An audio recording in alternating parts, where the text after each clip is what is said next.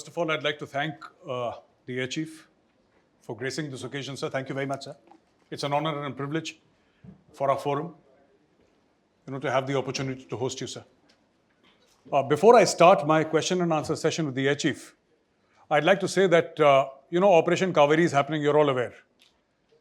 So, 40 kilometers away from the actual place where the war is going on, at night, the Indian Air Force landed its planes in a place called Khartoum and started the evacuation process of Indians, done very, very professionally. A very big hand for the Indian Air Force, please.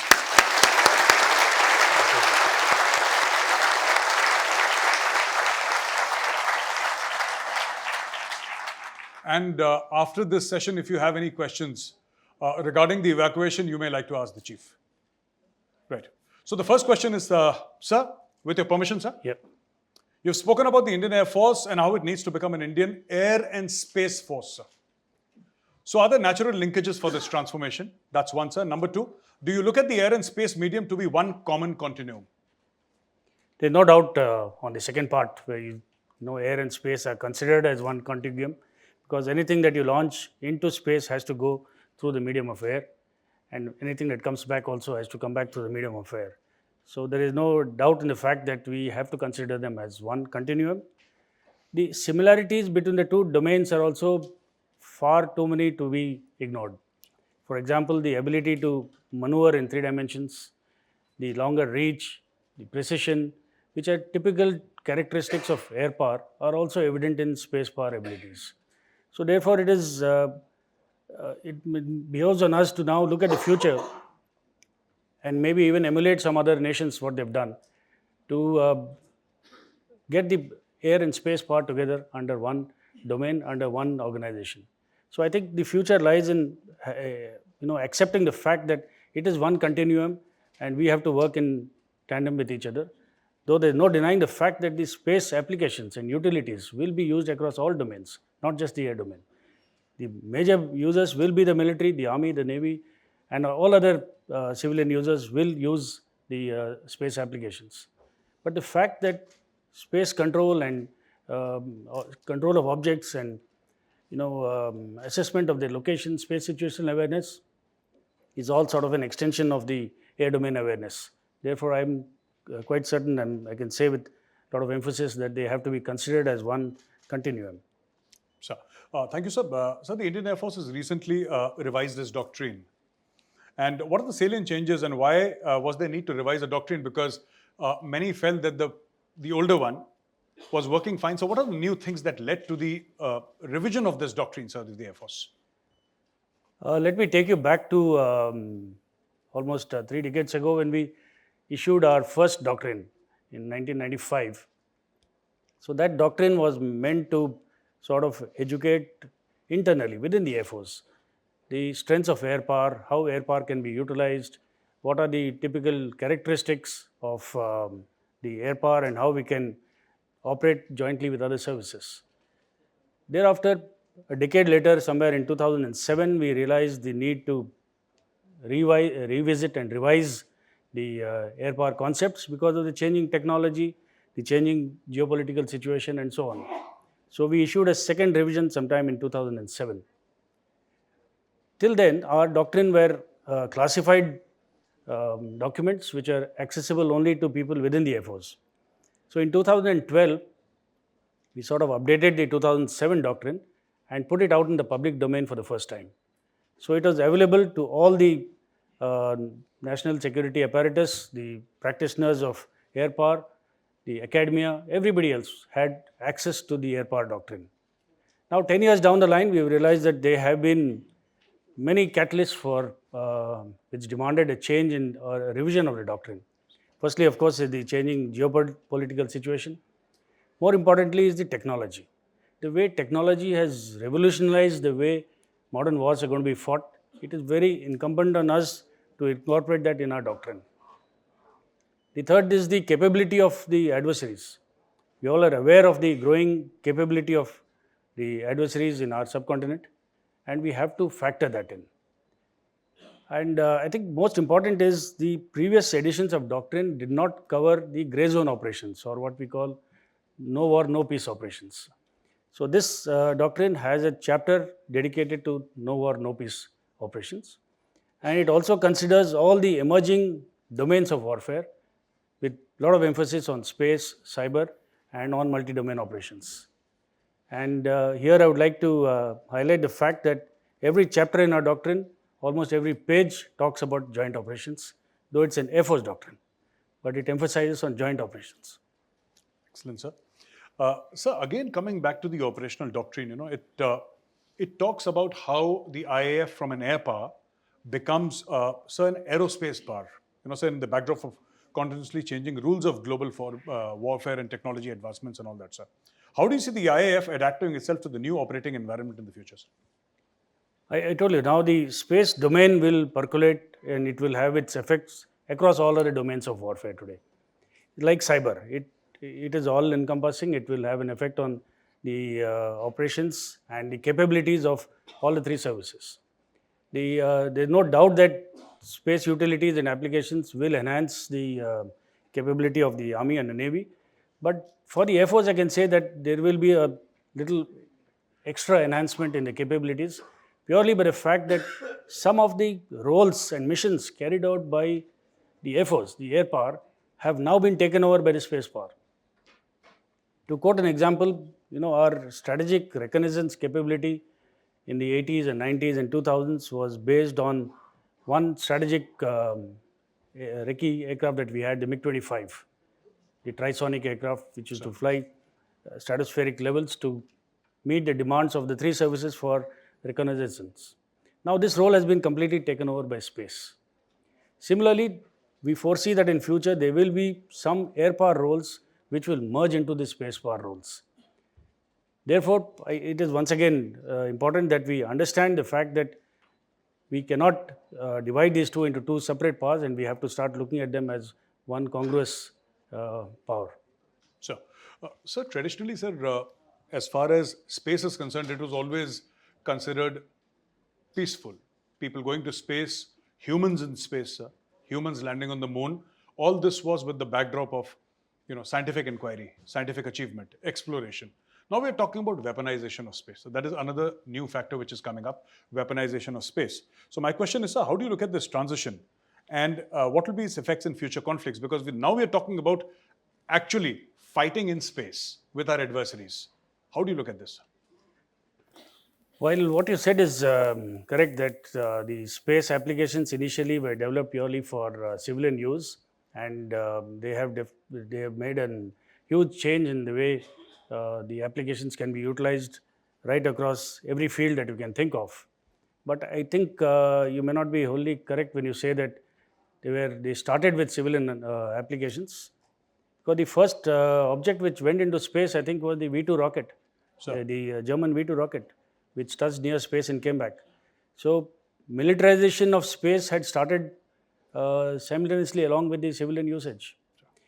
In fact, the first few space missions by the Soviet Unions were all, I think, controlled by the Ministry of Defense, because they had in mind that the applications will be purely used for defense purposes. So while there is no denying that the applications can be used by everybody, the militarization of space is happening. We are aware because of the infinite possibilities it affords us as men and women in uniform to exploit the capabilities of all the assets that are there. Whether it is PNT, whether it is ISR, whether it is communication, everything is going to enhance our capability. So, we talk about capabilities, sir, and the doctrine also, the operational doctrine of the Indian Air Force, the latest one, sir. So, what capabilities does the Air Force need actually to play a pivotal role, sir, when we talk about the space domain? We have a current level of capability today. We are talking tomorrow about space doctrine. So what is the jump that you see? What is the increase in capability that you would like the IAF to have, sir?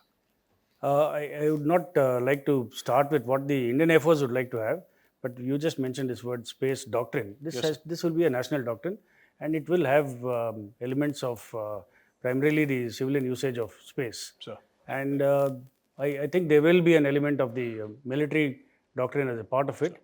And here is where the Indian Air Force will be called upon in future. I would look at for taking part in space situational awareness, space denial exercises, or space control exercises. And I think there is a lot of similarity in the kind of air control and air denial exercises that we do. So the expertise is there. What we need to now start looking at is continuing to build up on our human resources capital to gain expertise in this field. We have to admit that even within the services, there are not too many people who are well versed with space awareness and exploitation of all avenues that space affords us. So it is very important that while we work on a space doctrine, we parallelly need to work on educating a lot of people on space applications. Absolutely, sir. Sir, my question to you now, sir, relating to space itself, sir, and the aerospace force. The question is, how do you see the future structure developing, especially with respect to Indian Air and Space Force and the DSA? So you have a DSA also, sir. How do you see that, sir? So the DSA, as you're aware, is a tri-services establishment. It's an nascent agency as of now, which tries to aggregate the resources available within the three services, and it serves as a link between the Indian Space Resource Association as an organization and the new entities that have been formed now after the space policy. Also, I mean, I'll allude to the Indian space policy which has just been issued. So a lot of significance now to interact with the NSIL or the in-space. So all this functionality will be done by the DSA. So when you talk about the Indian Space Force or Indian Air and Space Force, I would like to just draw a parallel to the some other nations in the world, the American Air Force, the French Air Force. They all started with having a space command initially, akin to what we have got, the Defense Space Agency. And then as it grew, it merged into their air forces to become the French Air and Space Force. The United States Air Force thereafter then created a new branch of the military called the United States Space Force. So it's a new branch completely, but that is many years from now. We had started this first step of setting up the Defense Space Agency, and we are putting our weight behind it to ensure that it grows as our prowess grows in the space. So we talk about multi-domain operations, sir, and we have seen an increasing role of the space domain. I'm coming back to space again and again, sir, because that is of an area of interest, sir. Can you bring out the key roles of space in modern warfighting and how it will continue to be the ultimate high ground, sir? The fundamental utilization of space for military use right now is in three domains: the ISR, position, navigation, timekeeping, and communications. All these have seen a quantum jump in the capabilities in the last 1 decade. Like I mentioned to you, we were dependent on aerial assets for carrying out recce. Today we have space-based assets which are giving us submetric resolution. What we need to do now is enhance the revisit times, enhance the persistence, enhance the number of space objects in orbit to give us a continuous surveillance over the desired area of interest. So that is one area. The second is, of course, communications. Initially, we were just looking at long-range communications through the means of satellites. Today, our aircraft are equipped with software-defined radios. Huge amount of data exchange takes place. But primarily, it is line of sight in the air. Now, with the use of space-based assets, we can extend this to a global reach where two aircraft can exchange data through the means of a satellite communication. So it's only up to our imagination as to how we can exploit the available capabilities and the futuristic capabilities. Thank you very much, sir. Ladies and gentlemen, with that, I come to the end of the fireside chat with the Chief. Should you have any questions, please feel free. And my only request is, please ask one question at a time, because if you ask A, B, and C, then it becomes very long. So kindly stick to one question, please. So Bipindra here, sir, from Defense Capital. So this Russia-Ukraine war, it's kind of being described as the first commercial space war. Do you see, I mean, with the space sector opening up for the private sector in India, do you see the private sector playing a key role in the aerospace command or the aerospace force, the air and space force that you're talking about at this point in time? And what will be the kind of role that the private players would have in that scenario?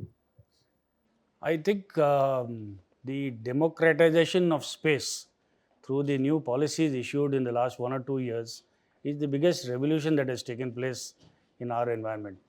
So it definitely has opened up the avenues for private players to come in, and now sky is the limit or space is the limit to see where we can integrate their capabilities with our requirements. Good afternoon, sir. I'm Major Krishnan, a veteran. When you spoke about the new Air Force Doctrine, you spoke about joint operations. And one of the advantages that we expect will accrue from joint operations is elimination of duplication of effort and assets. And also, secondly, we expect that assets should be allocated based on the area of responsibility and the domain in which the force is expected to cause effect. So how differently does the Indian Air Force use attack helicopters from the way that the Indian Army uses attack helicopters? Uh, I would not look at assets when it comes to the ultimate goal of what the armed forces are meant to do. I would like to look at the effects. What effects do we desire? If the effects are to carry out extensive air interdiction or to carry out deep strikes or to carry out any other thing, then we'll decide what are the platforms to be used.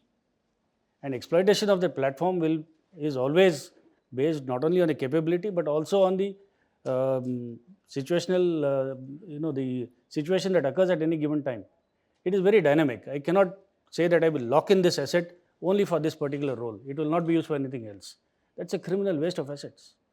And mind you, it is not. I'm not talking about Air Force assets or Army or Navy assets. These are national assets.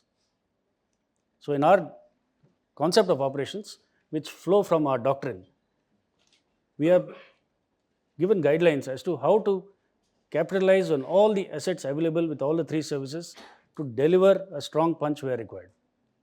So it is the effects that we are looking at and not on the assets. May I ask a follow-up? Yeah. So if it is effects that we are focusing on, platform that we attack helicopter. If it is a effect that we are focusing on, a platform like the attack helicopter would be close to medium interdiction, which role is predominantly done by the land forces. So I'm trying to understand how differently would the Air Force apply the same to, and what different effect is expected to achieve. I would really not like to discuss tactics here because it tantamounts to discussing tactics, how I'm going to utilize the attack helicopters.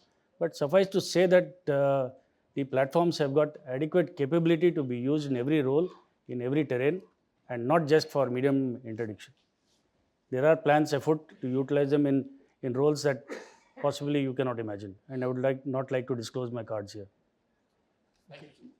Good afternoon, Air Chief. I am General Saxenath, former DG Army Air Defense, and thanks for your insight. I want to draw a point on the counter hypersonic capability. The Chief is well aware how the hypersonic threat is growing in our domain and how we need to slowly develop the counter hypersonic capability, in which your insight on the air and space force becomes very handy.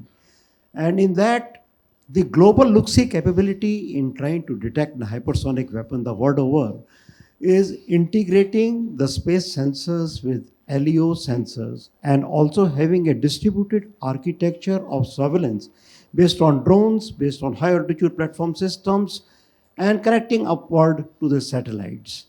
So as the Chief just brought out, are you looking into this area of capability building and connecting it up with the kill means which the DRDO Chief hinted upon as to directed energy weapons, which are today very heavy, very bulky, they are not able to be effective in the time frame and in the area where the hypersonic missiles and glide vehicles could be, the whole world is struggling on it and going forward. So I just wanted to have your insights on both these concepts of detection and kill of hypersonic weapons. Thank you very much. I think, so you're well aware that what are the steps afoot for the detection part of it. The detection capability merging with what we presently have in the Indian Air Force, along with the other agencies within the country who have got ability to detect LEO and other space-based objects. So the measures are afoot to now integrate them into the integrated air command and control system of the Indian Air Force, so that we have complete airspace and space situational awareness, at least within our AOR. And defense against hypersonics, globally there is nothing as of now. The whole world is seeking answers to how to defend against a hypersonic weapon. And I think I can leave it to the Secretary DRDO to be able to answer as to what plans are afoot. But we are definitely taking it up as one of our futuristic projects. Good morning, Air Chief. Thank you for the insights you've given us. My question relates to the business of structuring joint theatre commands, which continue to be a sort of subject that the three services are grappling with. What do you regard as the Air Force's key interests in this particular exercise? And if it were left to you, what would you sort of pin down or fight for as your specific theatre command, or a theatre command in which the Air Force heads it? I think I've answered this question to you some time back, maybe last year. You asked me the same question. I'll be asking this question for many years. For many years. And I think I will give you the same answer again and again, that it is work in progress. Okay. And primarily we are looking at, again, more than unity of command is unity of effects.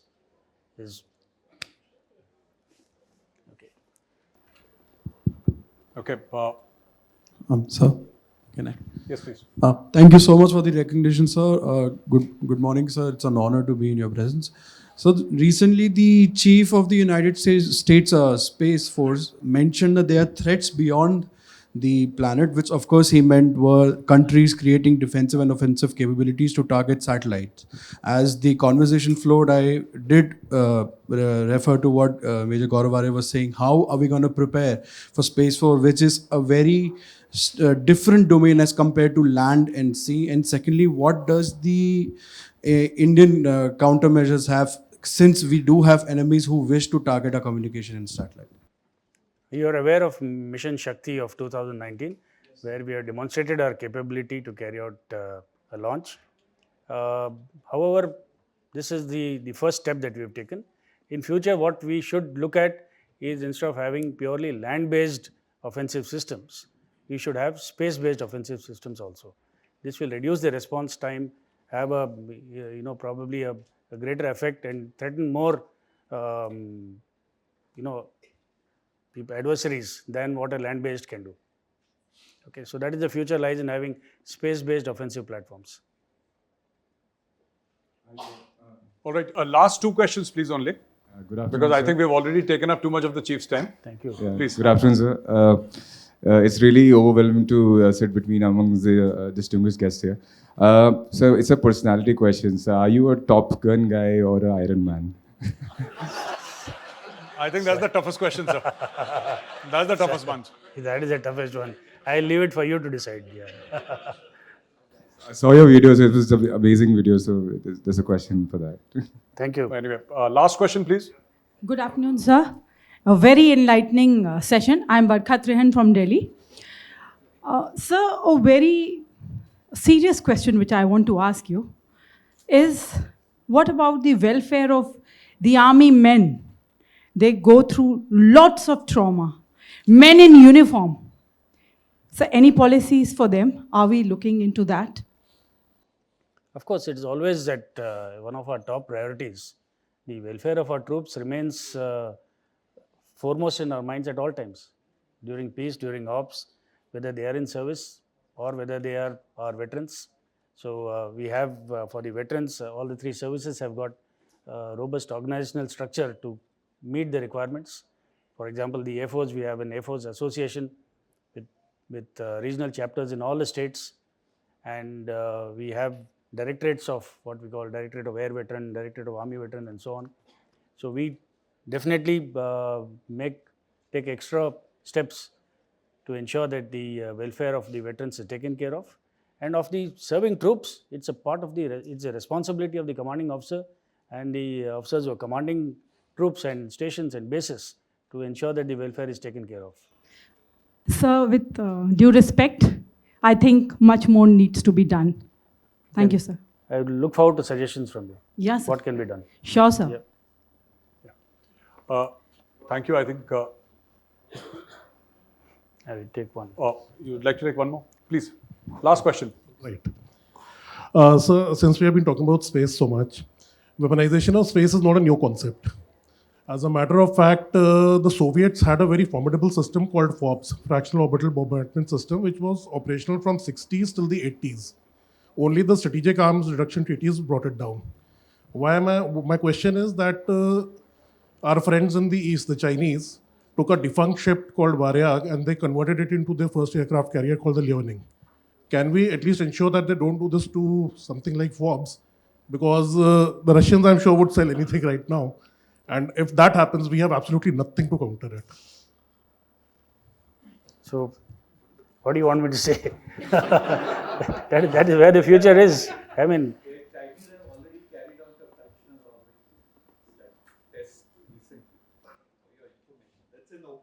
yeah.